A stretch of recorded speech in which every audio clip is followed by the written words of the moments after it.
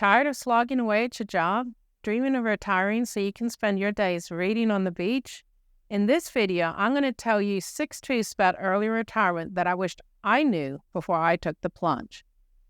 And if you stay to the end, you will learn things you need to know before you can retire. And I bet number 6 will be a surprise. Why should you listen to me? I used to daydream about retiring, getting out of the rat race so I can go read books while lounging by the pool. In fact, I started planning for retirement when I got my first job at 23. My first real job, and I was already ready to quit. But I did it. I retired at 53 after being laid off from my computer programming job. I looked for jobs after that, but honestly, I just couldn't stomach the thought of going to another meeting. So I decided to stop the search and retire. But you know what? It wasn't everything I thought it would be. Here are my top 6 things I didn't think about beforehand. And before I forget, please hit that subscribe button to get updates to my channel. So let's get to it.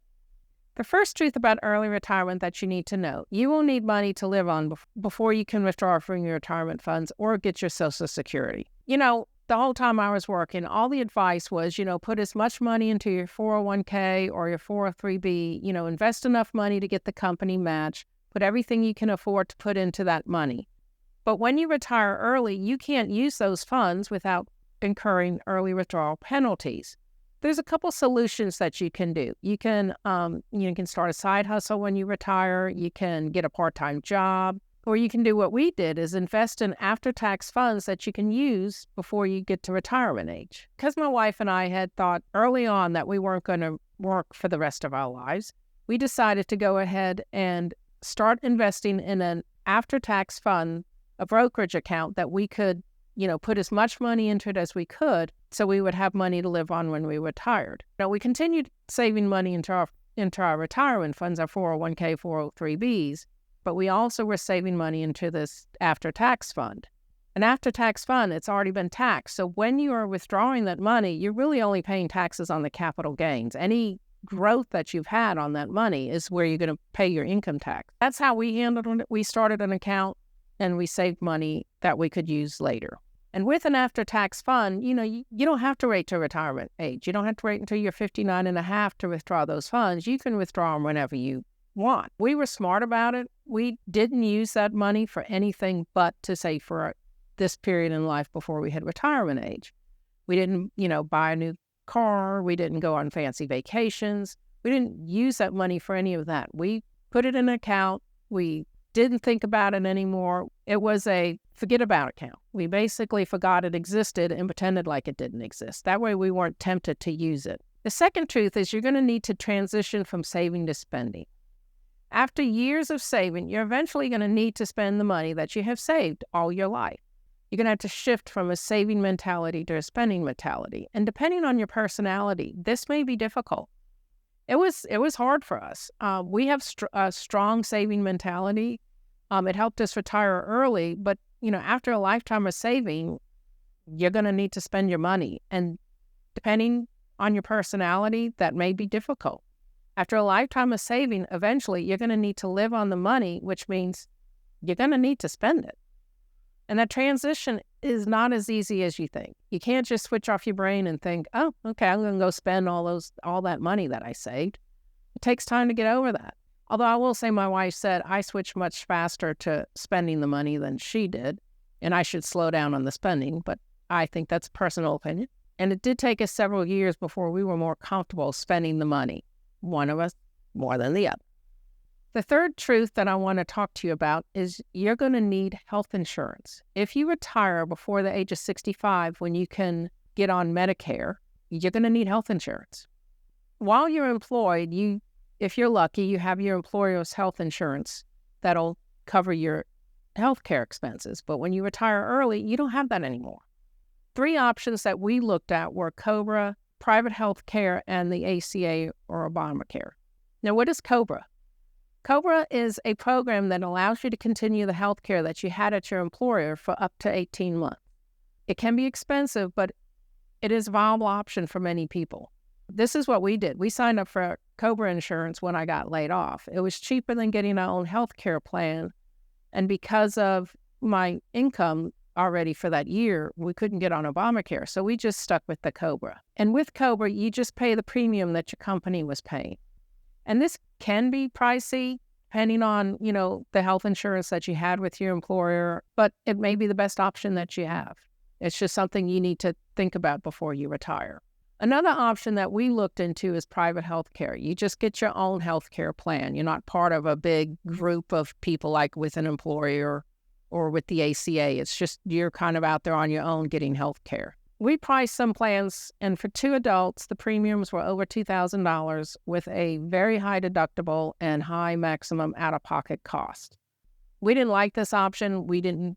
Based off of the fact that we could get COBRA, we decided we weren't going to go this route, but it is an option. If you have deep pockets, if you have a lot of income from your investments, this might be a good option for you, but not all of us have funds to pay for this. The Affordable Care Act, or Obamacare. I know this one is controversial, but it is an option. You can see if you qualify for subsidies through the program.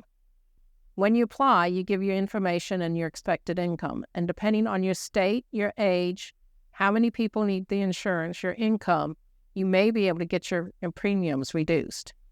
And this is what we used. Once the COBRA insurance ran out, we looked into the Obamacare. There are a lot of rules to qualify for the subsidies. We actually used an insurance broker to help us navigate the waters because it can be complex. And like I said, there's a lot of rules to follow. And the biggest downside is you need to watch your income. If you exceed the limit or even what you estimated your income to be, you may need to repay some of the subsidies. It's kind of a pain. But we ended up with decent health care that is not eating into our pre-retirement funds. We're covered in case anything happened. And because of all the rules and declaring income and then declaring how much you took in subsidies and how much you actually made at the end of the year, it really just makes tax season fun. So there you go. The next truth I want to talk to you about is the loss of social interaction. You know the feeling. You're at work chatting with your coworkers in the break room, or you're going to lunch with them, or you have an ad hoc meetings in the hallway or at someone's desk. But you know what? When you retire, you don't have that anymore. And it's especially true if you got laid off or if you leave on not so friendly terms. These relationships, for the most part, just kind of dry up. It's like your coworkers are still at work doing their work thing, but you're not anymore. And if you're a social butterfly, which I'm not, so this wasn't a big deal to me, but if you're a social butterfly, the transition may be difficult and you need to find something to fill that void. And there's lots of options. You can join a book club, you can join a swim team, you can take a photography class, or you can play golf. You just do something that'll give you the social interaction. And if you're doing something that you enjoy, you're going to find other people that enjoy that same activity. So, this will help with finding people with similar interests. But a word of advice, just don't think that scrolling social media is a good replacement. That'll just suck you down into an ugly void that you don't want to go there. So, try not to do that all day long. The fifth truth is similar to the loss of social interaction. You need to retire to something. I mean, seriously, I have heard of other retirees getting bored or passing away as soon after they retired. I've read the statistics. There's been studies done that people who retire early die earlier. And then there's, conflicting studies that, there's the people who work longer and retire later die quicker. I don't know what to believe. The point is, who wants to spend retirement doing nothing? Just be smart about it. You don't want to just retire and then sit on the couch watching Netflix or YouTube or doom scrolling social media.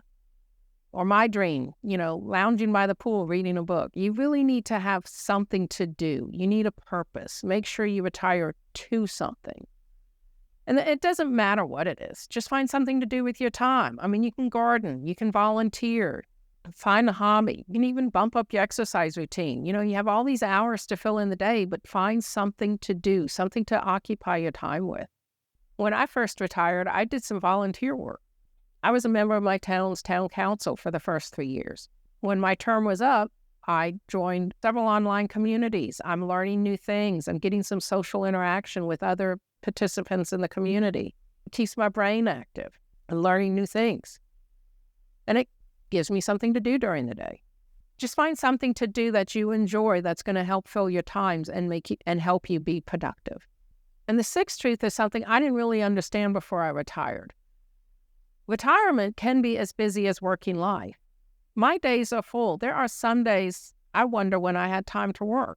I mean, I'm taking care of our pets and, I'm learning new things. I'm working in the yard. I'm, doing gardening. I'm doing, some woodworking projects that I've been on my plate for years. I go to bed. I wonder where the time went. What did I do all day? It was just a full day. I didn't really understand that before I retired. Although I'll be honest and admit that I have increased my reading. I'm just not laying by the pool every day reading, but I am reading more. And, with all these activities, how did I ever have time to work? So there you have it, the top 6 things that I wished I knew before I retired. Now that I know about them, honestly, I wished I had retired earlier. And if you prepare well, though, you can make it so these won't trip you up when it's time for you to retire. So share any retirement plans or any questions you have about retirement in the comments below. What's one step you can take today towards your dream retirement? So I guess the real question is, what are you waiting for? Don't forget to hit the subscribe button to get notified when I release new videos.